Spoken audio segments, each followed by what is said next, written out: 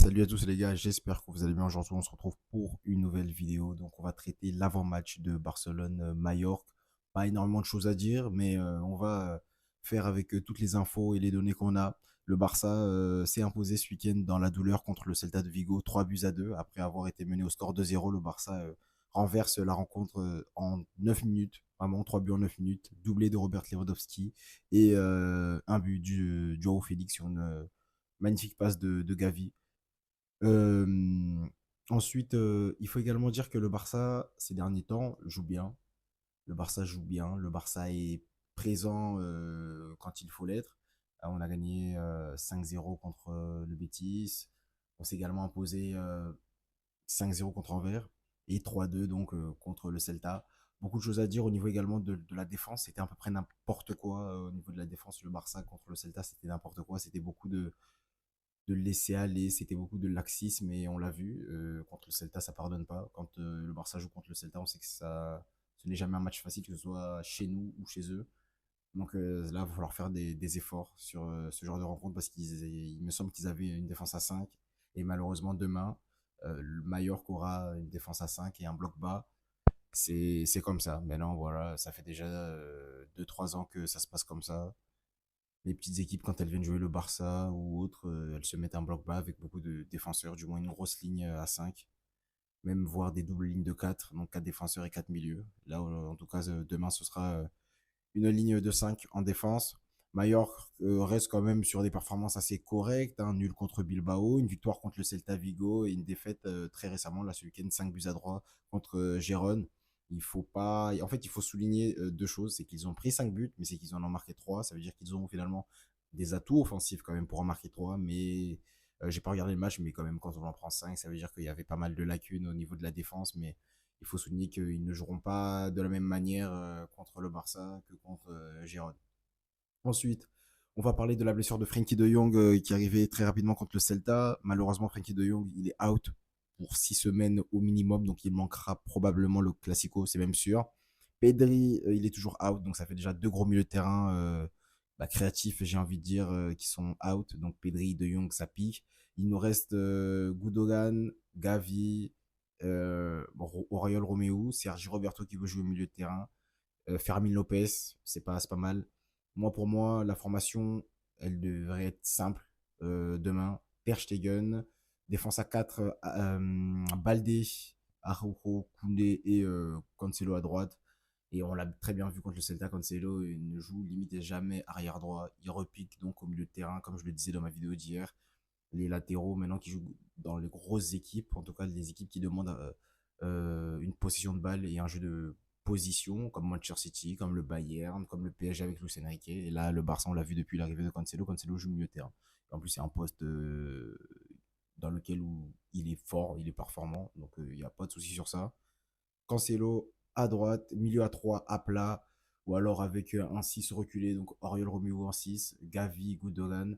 Gundogan, je vais lui demander un peu plus d'engagement peut-être pour Gundogan parce que j'ai l'impression que ses performances, elles sont quand même excellentes, hein. Il fait des bons matchs avec le Barça, mais j'ai l'impression que c'est pas le même qu'il y avait à Manchester City. Gundogan qui avait à City, il se projetait beaucoup plus vers l'avant, il marquait beaucoup, il était plus disponible. Après, c'est pas le même style de jeu. On a beau dire que le Barça, c'est un jeu de tiki-taka, de possession. Le coach actuellement du Barça, c'est Xavi Hernandez et c'est pas Pep Guardiola, pardon. Donc, il va falloir que Gundogan s'acclimate un peu plus vite que ça, même si finalement il s'acclimatait avec des passes décisives, des bonnes performances. Mais en tout cas, on va lui demander de se projeter plus vers l'avant, étant donné que Frenkie de Jong est blessé et Pedri aussi.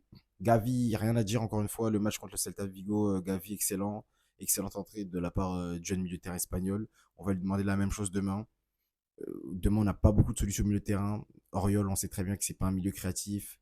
Il va pas aller dribbler, chercher des petites passes entre les lignes. Il est vraiment dans la simplicité et on va pas lui reprocher ça. Il fait ce qu'il peut faire et ce qu'il doit faire.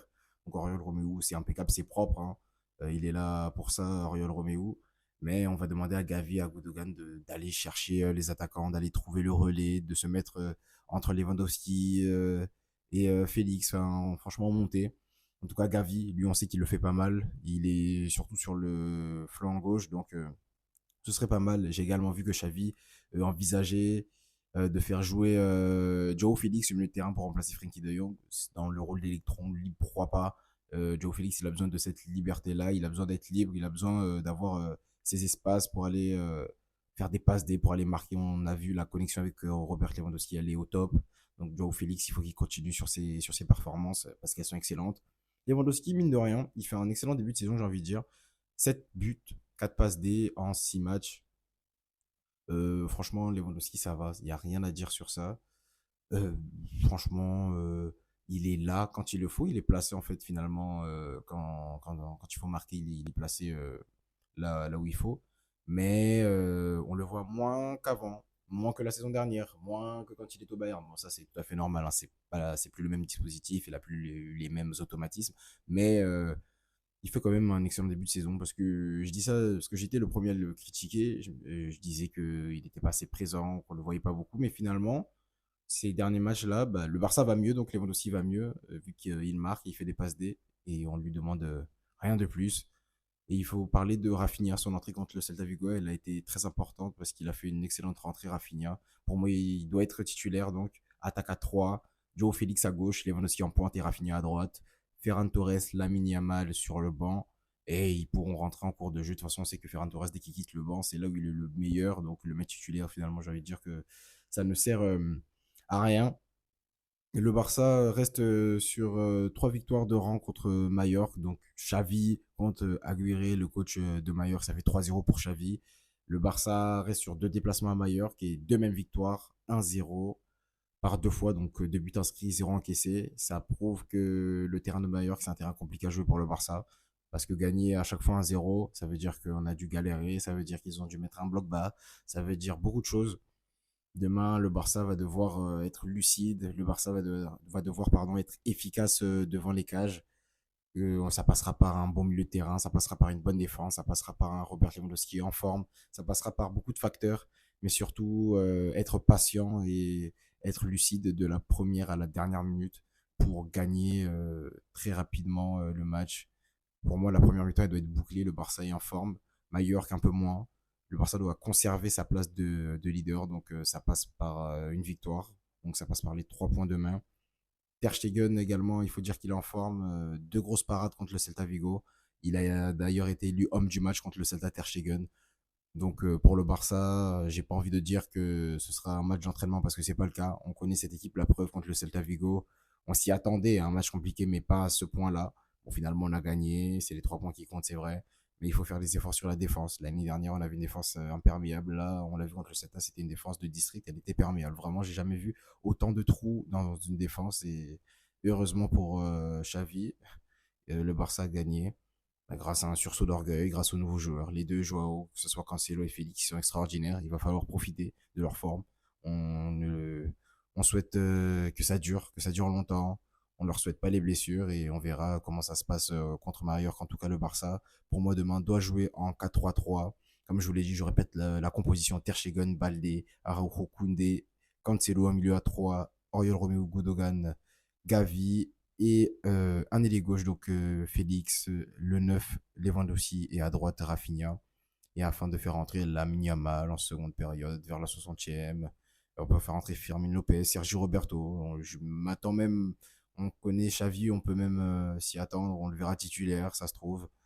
Et on s'attend aussi à un Ferran Torres quand même titulaire ou pas. Ça dépend de Xavi. Xavi dit que Ferran Torres il est excellent en entraînement. Son début de saison est très correct à Ferran Torres. On ne peut pas lui enlever ça. Donc on verra comment ça se passe demain entre le Barça et Mallorca. Mais avantage Barcelone. Et au niveau des pronostics, peut-être une victoire 2-0 du Barça.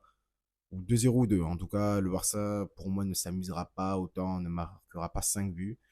La dernière fois qu'on en a mis plus que 2 là-bas, c'était la période du confinement. Vous vous rappelez où Messi, il avait laissé ses cheveux pousser, là, il avait les cheveux longs, on avait gagné 4-0. Sinon, depuis, c'est des 1-0, 1-0, 2-1 chez nous et 3-0 chez nous. Donc, bon, là, on se déplace, on va demander juste les 3 points et un match très sérieux de la part du Barça afin que le FC Barcelone puisse prendre 3 points demain sans problème. Donc, je pense qu'on a fait le tour au niveau des informations. Frenkie de Jong blessé, Pedri aussi. Pedri va peut-être revenir avant, pile pour le Classico. De Jong est très incertain pour le Classico. Le retour de blessure de Ronald Araujo, ça c'est bien. Un Lewandowski en forme, c'est parfait pour le Barça. Cancelo, Gavi, ils sont au top. Il n'y a rien à dire sur ça. Maintenant, il va falloir que la défense se gère contre Mallorca et que tout le 11 de départ se gère et que Xavi également se gère, qu'il ne sorte pas une combo bizarre. Et puis voilà, on verra demain. Je débrieferai le match sur ma chaîne sans aucun problème. Donc on se dit, les gars, à demain soir et ciao.